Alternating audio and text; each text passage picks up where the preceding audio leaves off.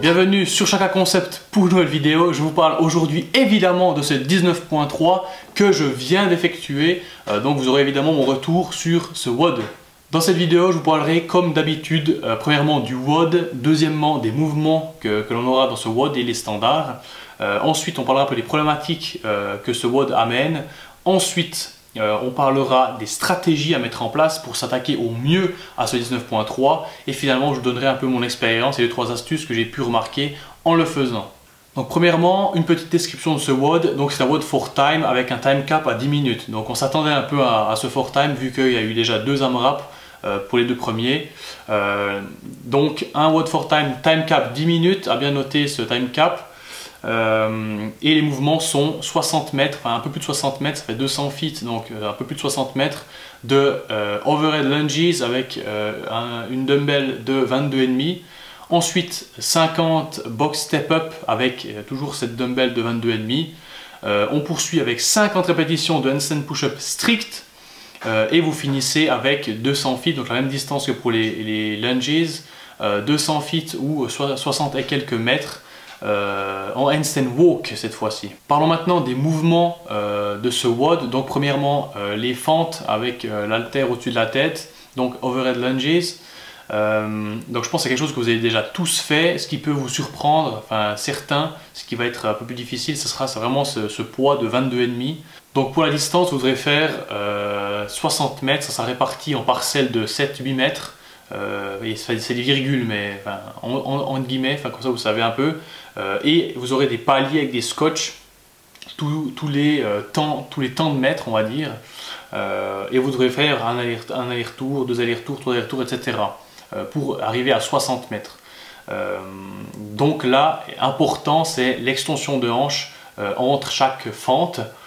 Et évidemment garder l'équilibre. Si l'haltère tombe, si vous devez vous rattraper, si l'extension de hanche n'est pas faite, c'est un no rep et le no rep vous fait repartir au palier d'avant. Donc si vous avez tous vos scotch comme ceci, si on prend les 2 scotch, vous arrivez, vous faites votre fente, deuxième fente, vous tombez, l'haltère tombe, vous devez recommencer à ce palier. Donc évidemment pour un gain de temps, le but sera d'éviter ces no reps. Le deuxième mouvement avec les box step up, toujours avec l'haltère de 22,5.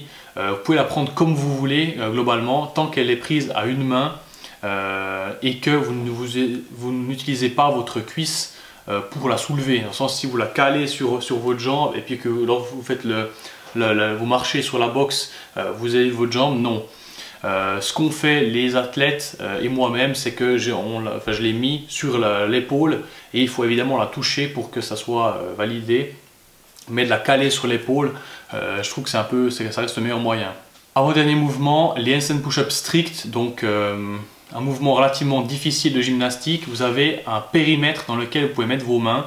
Vous ne pouvez pas choisir totalement la distance entre vos mains. Et vous devez avoir la paume à l'intérieur de ce périmètre. Si les doigts dépassent légèrement, c'est pas grave, mais la paume doit être à l'intérieur.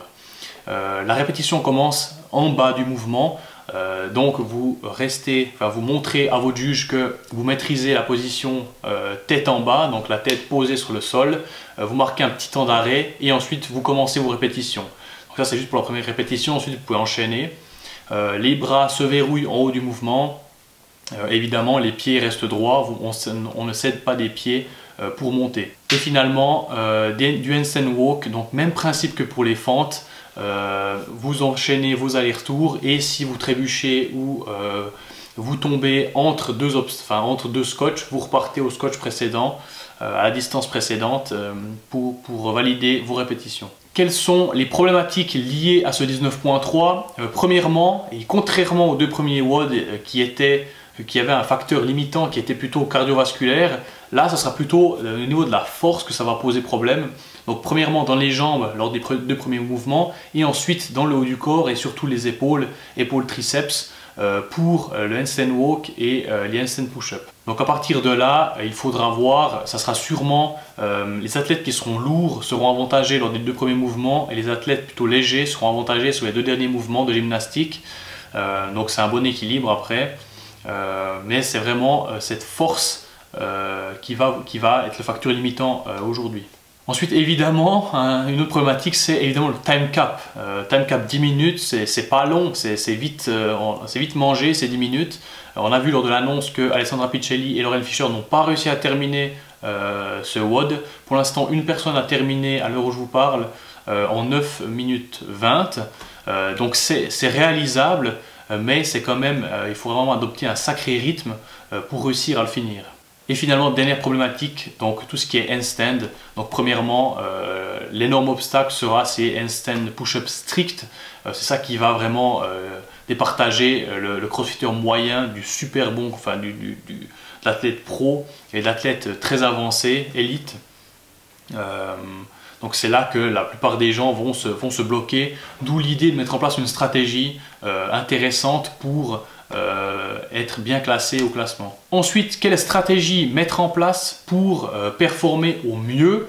Alors ça va partir de votre ambition sur les handstand push-up. Donc je pense que les fentes vont être réalisables par beaucoup, les box step-up également, et c'est vraiment ces handstand push-up qui vont limiter la plupart. Donc on part du principe, c'est soit vous avez de la facilité sur ces handstand push-up ou vous ne l'avez pas. Donc vous savez très bien si vous êtes capable de faire une série de 50 ou non.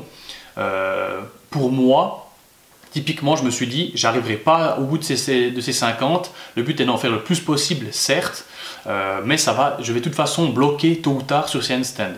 Donc, logiquement, ce que vous allez devoir faire, c'est vous dépêcher de faire la première partie. Donc, vous allez un peu speeder sur les fentes, speeder sur les box step-up pour avoir un temps. Ça, il y a un tie break, donc votre juge notera le temps auquel vous avez fini vos box step-up. Donc là, ce qui sera intéressant, c'est d'avoir un temps qui est relativement faible pour être bien classé, dans le sens où c'est ça qui va vous départager d'autres concurrents. Et ensuite, une fois ces box step-up terminés, vous allez, même si vous prenez 30-40 secondes pour reprendre votre souffle pour ces handstand push-up, mais prenez-les, respirez un coup et vous repartez sur vos handstand. Et là, ça sera dans le temps qui vous reste de faire le plus possible concrètement, vu que vous savez que de toute façon, vous n'allez pas arriver au bout. Dans un deuxième cas, c'est le cas où vous êtes très à l'aise sur tout ce qui est handstand. Donc vous dites, moi une série de 50, c'est abordable, je suis capable de le faire. Si je le divise en 3 ou 4, c'est bon, j'y arrive. Donc logiquement, à ce moment-là, vous devrez un peu limiter la casse sur les premiers mouvements. Donc garder un rythme cardiaque relativement bas et ne pas monter dans les pulses trop haut. Et arriver sur ces handstands, donc pouvoir finir les box step-up, directement enchaîner sur les handstands et être entre guillemets frais pour faire vos 50 répétitions vu que vous êtes capable de le faire. Et ensuite, évidemment, d'aller le plus loin possible sur les handstand walk. Donc voilà, c'est un peu la base de ma réflexion pour la stratégie. Donc à vous de voir où vous vous situez par rapport à ces mouvements de gymnastique. Finalement, je vous parle de mon expérience sur ce 19.3. Donc j'ai effectué 109 répétitions, donc je me suis arrêté à 19 handstand push-up strict et là j'étais vraiment cramé de chez cramé. Mon tie break était à 7 minutes 36, donc il me restait plus de 2 minutes pour faire mes handstand push-up, et là clairement c'était vraiment, comme je l'avais prévu et prédit, c'est vraiment ce mouvement de gymnastique qui m'a limité. J'ai dû faire une série de 7 répétitions, ensuite 5, et ensuite je sais plus, mais après j'ai fait les 2 dernières répétitions et j'ai essayé une 20e rep, mais ça voulait plus monter, j'avais les épaules complètement cramées, donc je pouvais vraiment pas faire mieux sur ce coup-là. Alors les astuces que j'ai à vous donner par rapport à ça, alors premièrement pour les fentes, et pour les step-up, j'ai mis une ceinture que j'ai serrée, pas trop fort, mais pour avoir un peu un soutien qui aide mon gainage. Et je trouve que ça m'a aidé sur les fentes. Au début, j'avais serré relativement fort ma ceinture. Finalement, je l'ai desserré un peu, mais je pense que ça m'a aidé un peu pour le maintien du gainage. Ensuite, sur les box step-up, un peu moins. Et vraiment j'ai posé cet haltère, voilà, c'est ça qui est intéressant de dire, j'ai posé cet haltère vraiment sur l'épaule avec une partie là, le manche sur le trapèze et ensuite l'autre partie derrière, et j'ai fait des séries de 10, j'ai fait 10 répétitions, j'ai posé l'haltère, j'ai secoué un peu mes jambes, je remets sur l'autre épaule, c'est reparti, et là j'inverse comme ça pour 50 répétitions. C'est relativement long, c'est là que moralement il faut essayer de se donner des objectifs qui sont plus petits que ces 50 reps. Donc commencez à vous dire voilà, je fais 10 répétitions, hop, c'est parti, à la fin des répétitions, vous posez l'haltère, vous secouez un peu les jambes, oh, vous mettez votre haltère sur l'autre épaule, oh c'est reparti, c'est seulement 10 répétitions, pensez à autre chose.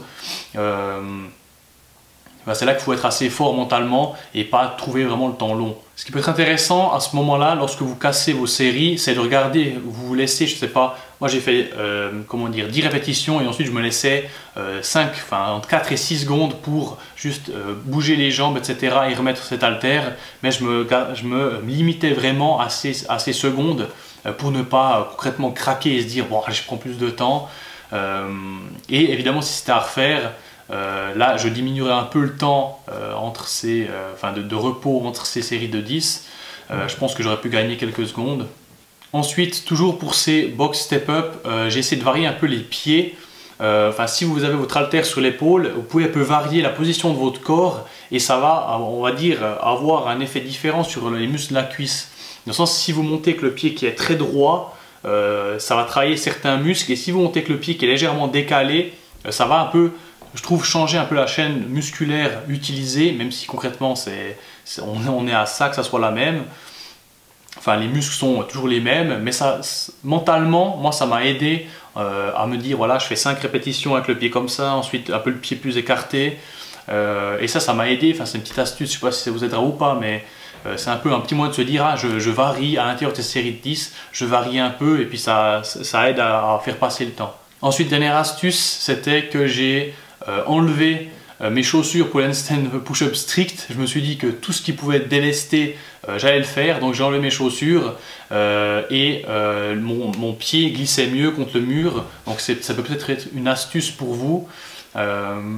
Donc après, c'est clair qu'au niveau du poids ça change pas grand chose, mais au niveau de la sensation du pied contre le mur, pourquoi pas, donc quelque chose qui est, je pense, bon à prendre pour vous. Donc voilà pour cette vidéo, j'espère évidemment que mes conseils vous auront aidé, que mon expérience vous aura aidé, que mes 2-3 astuces avec les chaussures, etc. ça sera utile.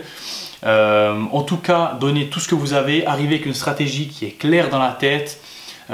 Soyez conscient de vos capacités et établissez une super stratégie par rapport à ça. Ensuite, évidemment, je vous souhaite beaucoup de plaisir lors de cette Open et je vous dis évidemment à la semaine prochaine pour une nouvelle vidéo. Ciao!